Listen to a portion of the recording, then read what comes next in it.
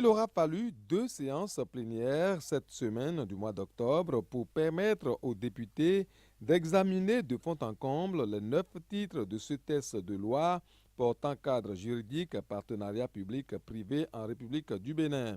La commission du plan et de l'équipement que dirige le député Jean-Michel Abimbola a présenté son rapport qui montre l'importance de la proposition de loi qui est un instrument important dans le cadre des investissements et de l'accélération de la croissance dans notre pays.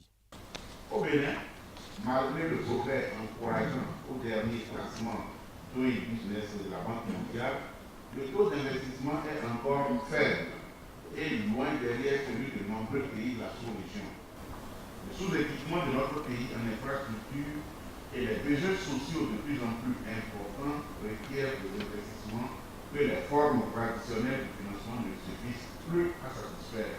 Des efforts substantiels ont été faits dans le cadre de la mise en place d'infrastructures dans tous les domaines pour promouvoir le développement.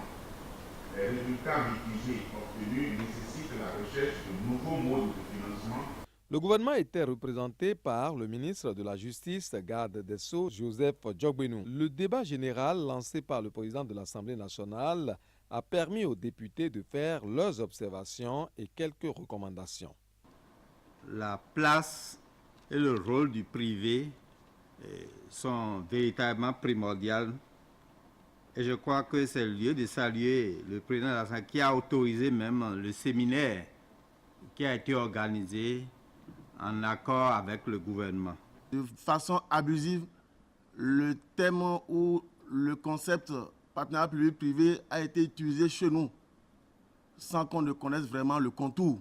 Ça veut dire que cette proposition de loi que nous voulons étudier, adopter ce jour, nous donnerait une loi révolutionnaire et progressiste, qui est la synthèse des lois en vigueur dans les différents pays précités. Mais il faudrait que ce soit des hommes responsables, des gens de moralité sans pareil.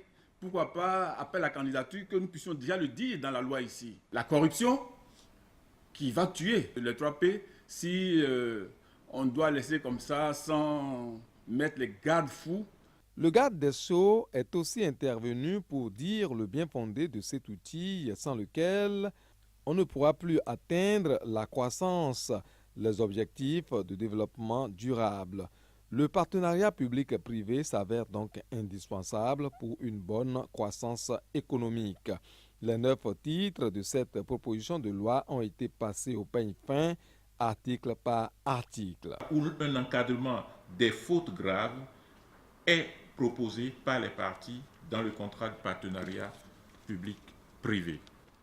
La durée de prorogation, nous partageons la même idée que l'honorable Kassa. Évidemment, toutes les conventions de partenariat public-privé, les délais sont souples en fait. Le vote titre par titre a suivi avant l'adoption finale de ce texte de loi. Ceci à la grande satisfaction du gouvernement et des députés. La loi portant cadre juridique du partenariat public-privé en République du Bénin est adoptée à la majorité des députés. Aussitôt après ce vote, le deuxième point à l'ordre du jour de la 5e session extraordinaire convoquée par le gouvernement, à savoir le projet de loi portant organisation de la concurrence, a été appelé à étude.